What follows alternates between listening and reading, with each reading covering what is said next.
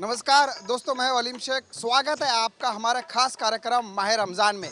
जी हाँ, हर कोई जानता है कि माह रमज़ान का पाक मुबारक महीना शुरू हो चुका है।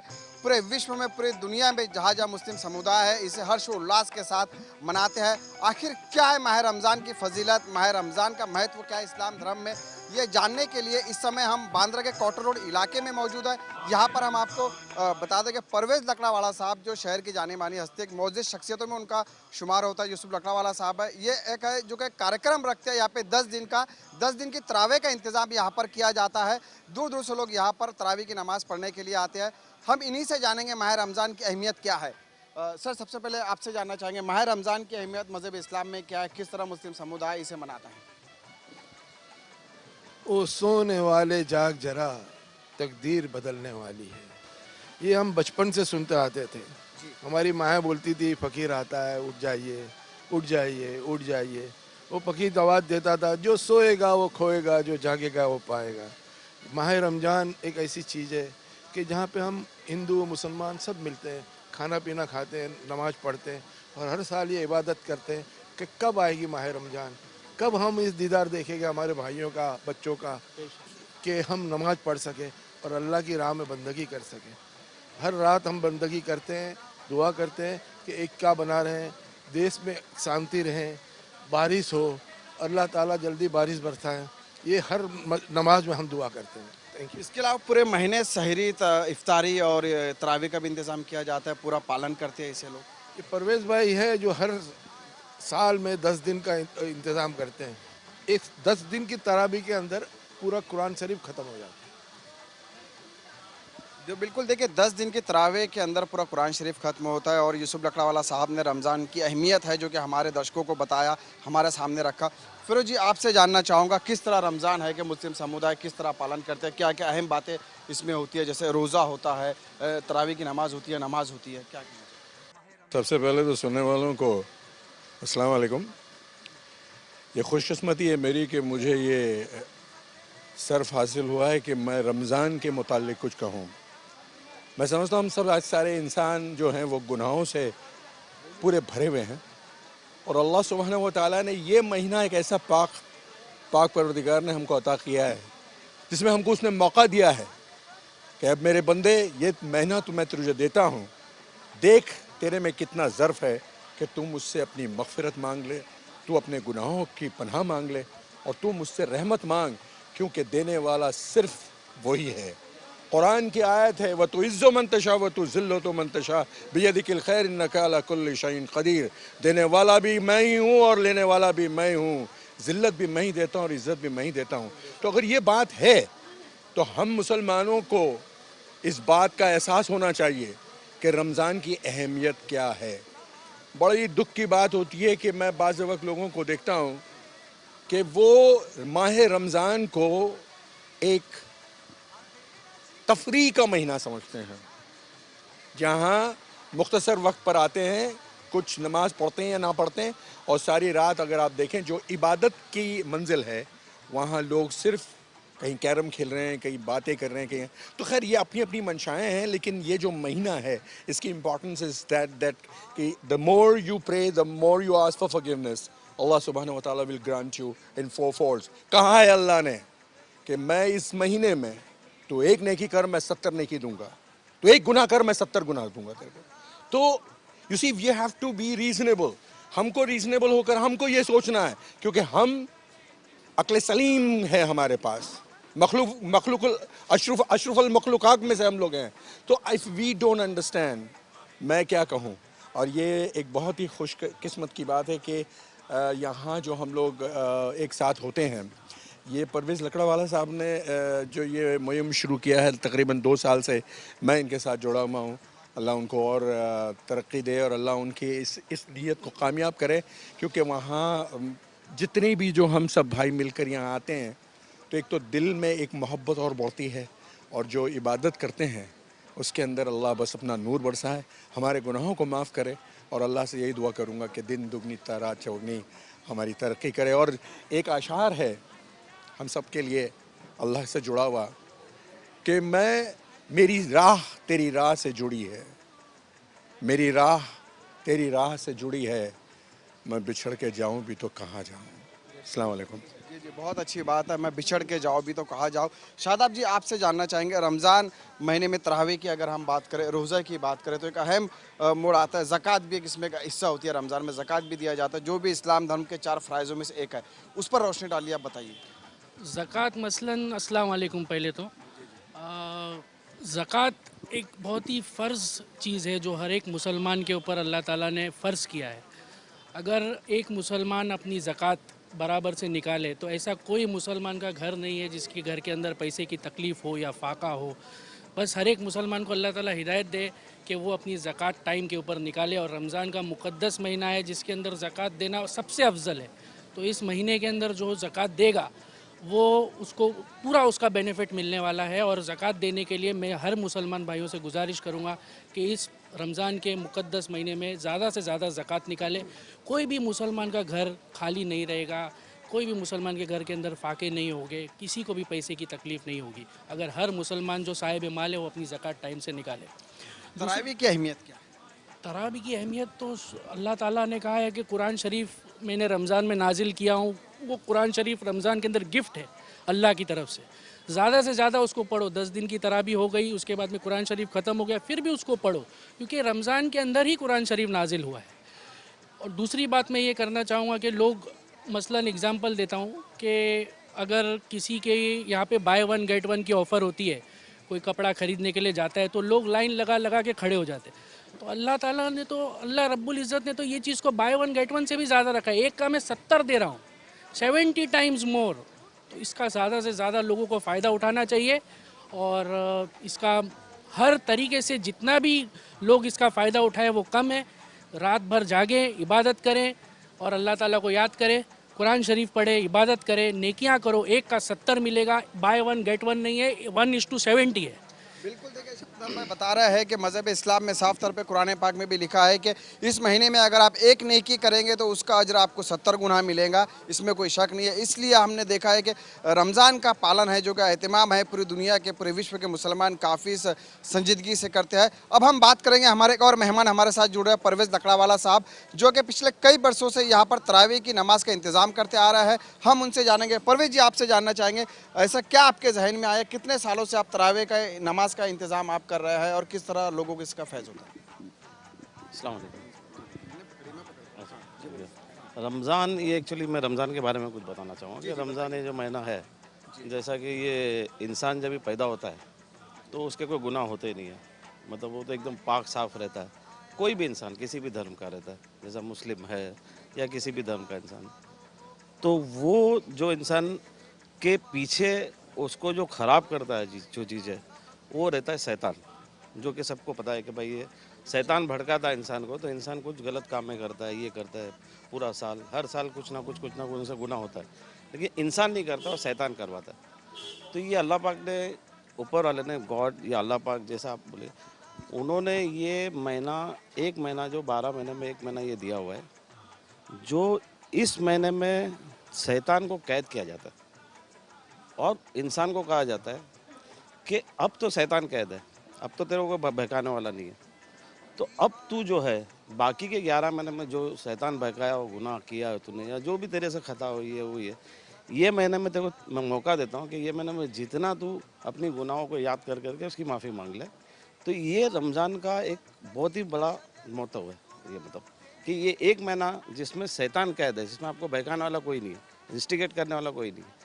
आप ही अगर उसको समझेंगे और उस चीज़ की आप 11 महीने का जो आप जितने भी गुनाह या जो आपकी खताएं हुई है उसको माफ़ी मांगेंगे, तो ये महीना बहुत बड़ा महीना है जो कि गिफ्ट है। It's a gift for all human being, हर लोगों के लिए मतलब ये। तो ये इस तरह का जो है रमज़ान का महीना होता है जिसमें रोज़े रखते हैं, हर चीज़ जो इसमें प्योर हो जाती है। जैसा रोज़े रखते तो आपकी बॉडी जो है प्योर होती है, साइंटिफिक वे से भी अगर आप कहा जाए तो ये रोज़े जो है वो प्योरिटी के लिए होते हैं। ज़कात है, ज़कात निकालते तो ज़कात भी ये है कि भाई आप, वो आपका जो पैसा, जो कमाया हुआ पैसा है, उसके बदले में उसमें से कुछ हिस्सा निकाल के आप गरीबों को देते हो, तो उस चीज़ से आपका जो पैसे, कमाए हुए पैसे पूरे प्योर हो जाते हैं। इट इज़ अ प्योरिटी, ज़कात मीन्स इट्स अ प्योरिटी। ये सभी धर्म में रहता है कि आप कमाते हो, हर धर्म के अंदर जो है उसमें से एक पर्टिकुलर अमाउंट चैरिटी के लिए निकाल लेते हैं। जी तो वो निकालते इसलिए कि वो दूसरे पर एहसान नहीं करते, जो लेता है, जो उनसे चैरिटी लेता है, उनका एहसान उन पर रहता है, क्योंकि लेने वाला अगर नहीं रहेगा तो देने वाला क्या करेगा।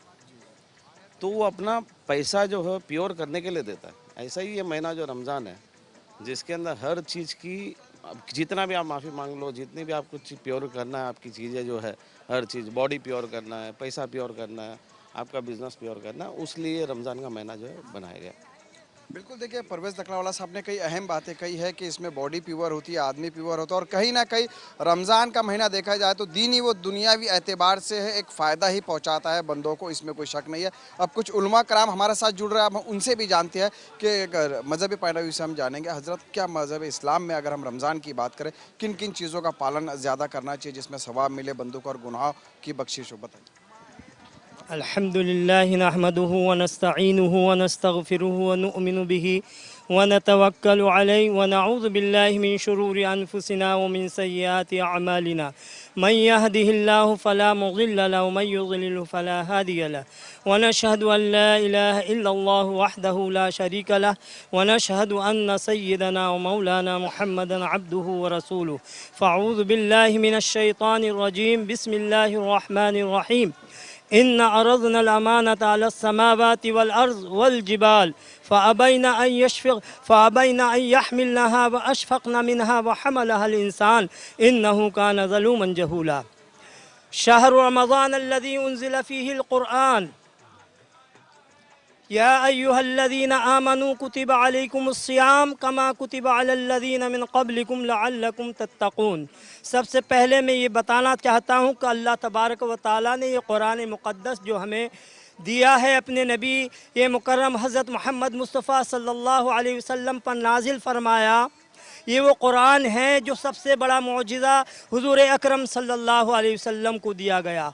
यानी और नबियों को भी मौजिज़े दिए गए और हमारे नबी सल्लल्लाहु अलैहि वसल्लम को कई सौ मौजिज़ात दिए गए, मगर सबसे बड़ा मौजिज़ा जो है वो कुरान करीम है। ये कुरान करीम ऐसी किताब है कि जितनी किताबें दुनिया में आई उसका कोई भी एक कुरान हाफिज़ आपको मौजूद नहीं मिलेगा, मगर कुरान मुक़द्दस ऐसी किताब है कि लाखों सीनों के अंदर वो महफूज है, जिसको अल्लाह तबारक व तआला ने ख़ुद कहा इन्ना नहनु नज़्ज़लना ज़िक्र व इन्ना लहू लहाफ़िज़ून।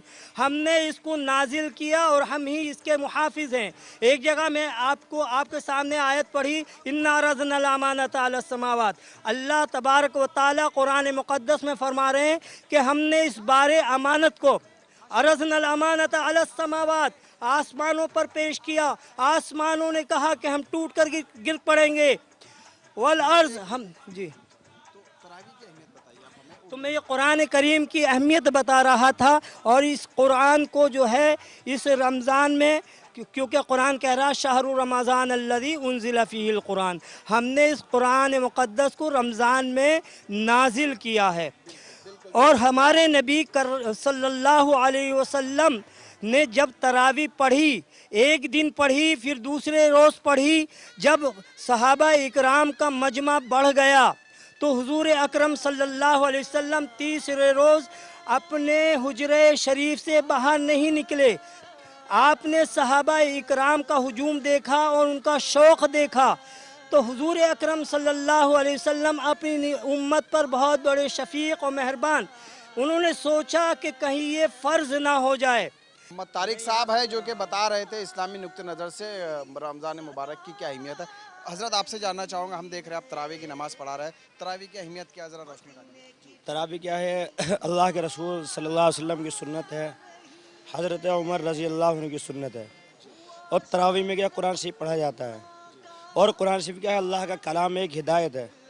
तरावी से हमको ये होता है कि पूरे साल हर वक्त क्या है, हम जो है गुनाहों से बच जाए। तरावी का मकसद, कुरान शरीफ पढ़ने का मकसद ये कि हम गुनाहों से बच जाए, पाक साफ हो जाए, एक दूसरे के काम आए, क्या है, गरीबों की मदद करें। ये हमारा रमज़ान हमको सिखाता है और कुरान करीम सिखाता है, उसकी तरावी है हमको ये बताती है। तरावी की अहमियत है जो कि हजरत ने बताया है। एडवोकेट वारिस पठान जी भी हमारे साथ अभी जुड़े हुए हैं, जो कि शहर के जाने माने वकील है। वारिस जी, क्या कहेंगे, रमज़ान महीना का किस तरह आप पालन करते हैं? क्या पूरे रोज़े रख पाते हैं आप, तरावी की नमाज़ पढ़ पाते हैं? शेड्यूलिंग आपके क्या होती है, क्योंकि आप एक प्रोफेशनल लॉयर भी है, वकील भी है, तो कैसे आप टाइम एडजस्ट कर पाते हैं? तो साल के 12 महीने में एक महीना ऐसा अल्लाह पाक ने हमको नवाजा है जिसे रमज़ान महीना कहते हैं। तो रज्जब से जो स्टार्ट होता है, रज्जब, शाबान, रमज़ान, हम लोग की जो तैयारी होती है रोज़े रखने की, इफ्तारी करने की, तरावी पढ़ने की, कुरान शरीफ मुकम्मल कंप्लीट करने की, ये कहा गया है कि रज्जब से ही हुज़ूर पाक सल्लल्लाहु अलैहि वसल्लम का बयान है कि आप शुरू कर दीजिए। आप सल्लल्लाहु अलैहि वसल्लम भी जो थे वो रज्जब के महीने से शुरू करते थे। तो हम लोग इस तरह से अपना शेड्यूल भी बना लेते हैं कि रमज़ान का एक महीना जो मिला है हमको पूरी तरह से इबादत करने के लिए मिला। वो एक महीने में जो है रोज़ा रख कर, भूखे प्यासे रह कर, इबादत कर कर, कुरान शरीफ पढ़ के, यानी कोर्ट वगैरह में जब जाते हैं तो कुछ फील नहीं होता है। ऐसा अच्छा लगता है कि हम लोगों ने आज रोज़ा रखा है अल्लाह के लिए और हमारा काम भी कर रहे हैं, अपना इबादत भी हो रही है, रमज़ान भी चल रहा है। और काफ़ी हमारे मुसलमान भाई जो वकील हैं वो काफ़ी लोग रोज़ा रखते हैं। कोर्टों में जमात के साथ नमाजें भी होती है, काफ़ी जगहों पे नमाज़ें को एहतराम किया गया है। काफ़ी कोर्टों के आपका जो अंदर पेशा है, आर्ग्यूमेंट आप करते हैं, स्ट्रेस लेवल काफ़ी होता है, प्रेशर होता है। अब रोज़े में आप जाते हैं, आर्ग्यूमेंट होते हैं, तो कुछ असर होता है? नहीं, रोज़े में ऐसा कोई इतना खास फ़र्क नहीं पड़ता है। सिर्फ एक चीज़ है कि पानी की जो होती है, लेकिन वो भी अल्लाह पाक सब्र अता फरमा देता है, क्योंकि गर्मी में है तो थोड़ा बहुत तो ये होगा, लेकिन इतने सालों से रखते आ रहे हैं, इतनी गर्मियों में रखे रोज़े, स्कूलों में भी गए रोज़े रख के, कॉलेजों में भी गए रोज़े रख के, तो अभी इतना कुछ मालूम नहीं पड़ता है रोज़े के अंदर। बस सब्र आ जाता है। रमज़ान है क्या? सब्र, ज़िक्र, इबादत, गरीबों की तरफ हक अदा करना। रमज़ान का एक महीना ऐसा दिया गया है जिसमें ज़कात, जो एक अहम चीज़ है मुसलमान के लिए, अता करना। 5 पिलर्स ऑफ इस्लाम, रोज़ा, नमाज, ज़कात, फितरा, हज, उसमें रमज़ान के 2 चीज़ आए थे, रोज़ा और ज़कात। अब ज़कात क्या है? रमज़ान के अंदर जो एक गरीब इंसान होता है, जिसको भी रोज़ा रखना है, उसे नमाज भी अदा करनी है, उसे अपने ईद भी बनाना है, तो एक महीना ऐसा दिया गया अल्लाह पाक ने जिसमें हर जो मोमिन मुसलमान गरीब इंसान है उसका टेक केयर किया जाता है। ज़कात अता कर दी जाती है ताकि वो भी एक अपने हिसाब से अपनी ईद बना ले, सब कुछ कर ले। तो ये एक महीने में ये आता है। हर इंसान को उम्मीद होती है कि अब रमज़ान का महीना आएगा, मुझे ज़कात का जो मुस्तहिक है वो ज़कात उसको मिलेगी। वो अपना ज़कात से अक्का साल लोग चलाते हैं। कितनी बार, कितने घरों में ये देखा गया है कि हम जो ज़कात का पैसा देते हैं रमज़ान के महीने में, उस पैसों से, उन रुपयों से कितने लोग अपने बच्चों की तालीम अक्का साल चलाते हैं। अपना घर का खाना खर्चा वगैरह जो भी होता है अक्का साल इसी ज़कात के पैसों से चलता है, और ये स्पेशली निकाला जाता है रमज़ान के लिए। हालांकि आप अक्का साल दे सकते हो, मगर ज़कात की नीयत जो है कि वो रमज़ान की है, ताकि उसका सवाब जो है 70 टाइम ज़्यादा हो जाता है। ये भी एक बेनिफिट है। बिल्कुल, एडवोकेट वारिस पठान साहब जो बता रहे थे, उन्होंने माह रमज़ान के जो एस्पेक्ट्स है उन पर रोशनी डाली, खास तौर पर ज़कात पर उन्होंने एम्फेसाइज़ किया और बताया है कि ज़कात का किस तरह फ़ायदा है। दोस्तों, वक्त हो चला एक छोटे से ब्रेक का। ब्रेक के बाद लौटेंगे तो और भी मेहमानों से हम जानेंगे माह रमज़ान की फजीलत व अहमियत। आप बने रहिए हमारे साथ।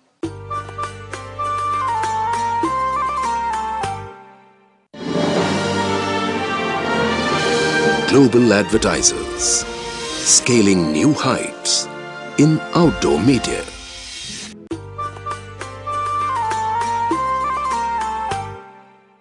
दोस्तों, ब्रेक के बाद एक बार फिर आपका स्वागत है। जैसे कि हम आपको बता रहे हैं कि माह रमज़ान का महत्व क्या होता है, इस्लाम धर्म में किस तरह लोग इसका पालन करते हैं। आइए हम आपको बता दें कि ये एक ऐसा महीना है कि सिर्फ इसमें पुरुष या महिलाएं नहीं, हर वर्ग समाज का, बच्चे, जवान, बूढ़े सब इसमें हिस्सा लेते हैं और हर कोई रमज़ान की फजीलत जानता है और उसका ये कह सकते हैं हम कि किस तरह पालन करते हैं। कुछ महिलाएं हमारे साथ जुड़ रही है, आइए हम उनसे जानते हैं, क्योंकि उनका भी एक अहम रोल होता है कि वो कैसे मैनेज करते हैं सहरी, इफ्तारी और सारी चीज़ें। हम उनसे जानते हैं कि रमज़ान का महीना वो किस तरह मनाते हैं। आपसे जानना चाहेंगे किस तरह आप मैनेज करते हैं पूरा दिन, किस तरह की जिम्मेदारियाँ आप पे बढ़ जाती है रमज़ान महीने में, बताइए। जैसे कि एक्चुअली ज़्यादा कुछ है नहीं, पर नॉर्मल जो इफ्तारी की तैयारी रहती है, जो शाम का टाइम रहता है, वही टाइम पे जो लास्ट 1 आवर रहता है उसमें ही थोड़ा भागम भागी रहता है, और थोड़ा इफ्तारी की तैयारी और सब, और उसमें वही टाइम पे सब पढ़ना भी ज़्यादा रहता है, दुआएं भी रहती है, सब रहता है। तो वही टाइम पे मेन थोड़ा जो बोलते हैं ना एकदम फास्ट हो जाता है सब चीज़ें, तो इसके लिए। और बाकी सब आई थिंक अल्हम्दुलिल्लाह से नॉर्मल ही रहता है, ऐसा कुछ स्ट्रेस नहीं है, मतलब सहरी की तैयारी किस तरह करती है आप, क्योंकि रोज़े की शुरुआत सहरी से होती है, सहरी के बिना रोज़ा नहीं माना जाता। सहरी में किस तरह के आप पकवान बनाते हैं, कितने बजे आपको उठना पड़ता है और किस तरह आप फैमिली को सर्व करते हैं? बच्चे भी होते हैं उसमें, जवान भी होते हैं, पूरे फैमिली मेम्बर्स होते हैं। सहरी के बारे में बताइए।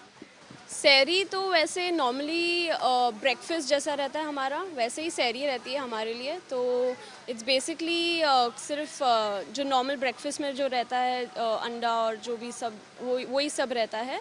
और ज़्यादा कुछ ऐसा एक्स्ट्रा नहीं करते हैं, क्योंकि आजकल भी मतलब आप देखते हो सब लोग एकदम हेल्थ कॉन्शियस और ये सब भी है, तो ज़्यादा मतलब प्रेफर नहीं करते एवरीवन। और हमारी सुन्नतों के हिसाब से भी हमें ज़्यादा मतलब वो नहीं है कि इतना मतलब ज़्यादा ओवरडू नहीं करना चाहिए, तो उसके लिए। जी, ये तो बात हो गई सहरी की। इफ्तार की तैयारी कैसे करता है? अब इफ्तार में किस तरह के पकवान बनाते हैं? इफ्तार में बेसिकली फ्रूट्स, खजूर रहता है, हम खजूर से शुरू करते हैं। रोज़ा जो हमारा टूटता है खजूर से रहता है, फिर कभी किसी के घर में जमजम भी रहता है, कुछ ये वो। और फ्रूट्स रहता है। फ्रूट्स बेसिकली अच्छा रहता है कि पूरा दिन कुछ खाते नहीं है, तो वो फ्लश आउट होने के लिए टॉक्सिन्स और वो सब फ्रूट्स बेटर है। और तलन रहता है, कुछ फ्राइड में कुछ ना कुछ तो रहता ही है फ्राइड में, वो तो हर घर में ऑब्वियसली रहता है।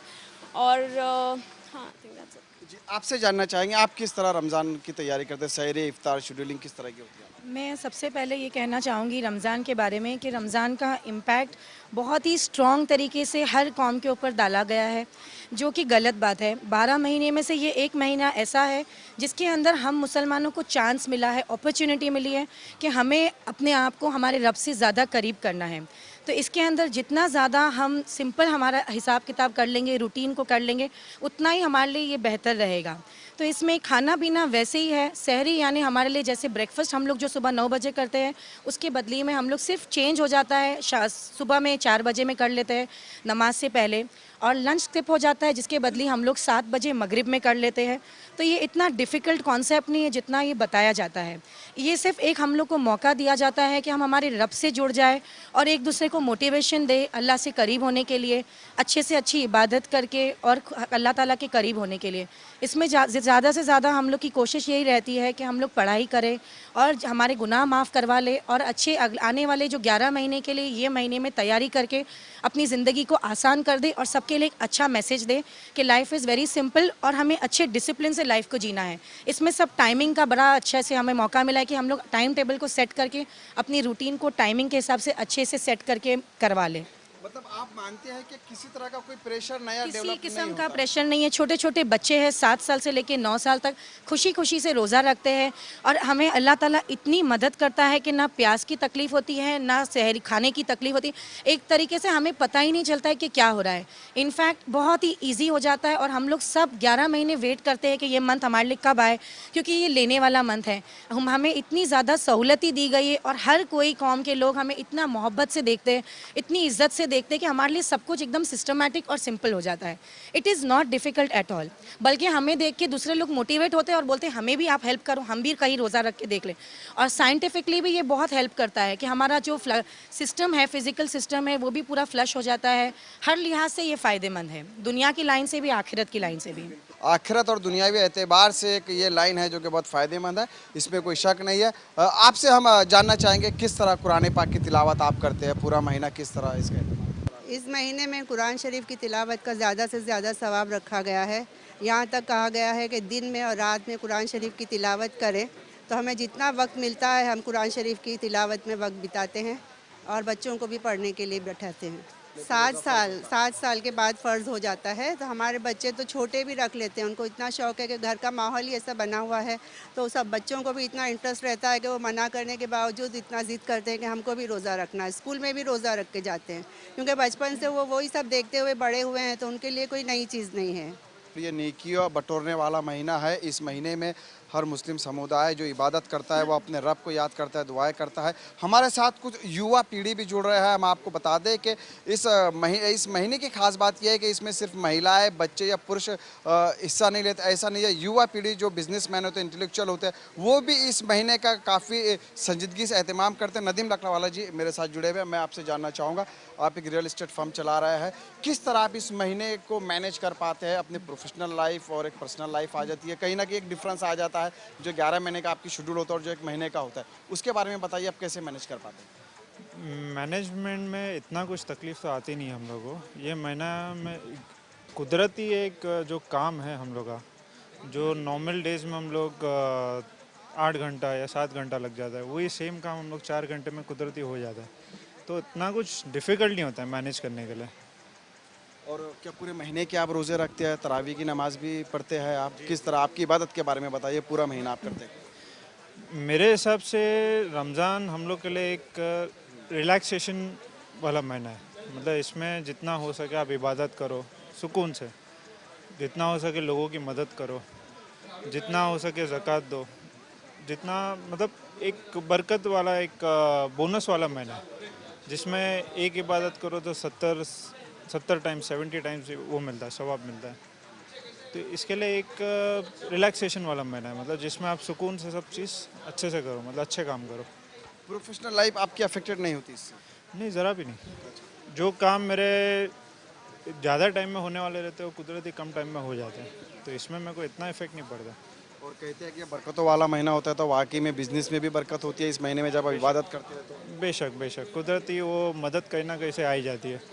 मतलब आप ये महीने में जैसे हम लोग ज़कात देते हैं तो गरीबों की मदद करते हैं, तो कुदरती कहीं ना कहीं से हम लोग को एक मदद आई जाती है, कारोबार में, कोई भी चीज़ में।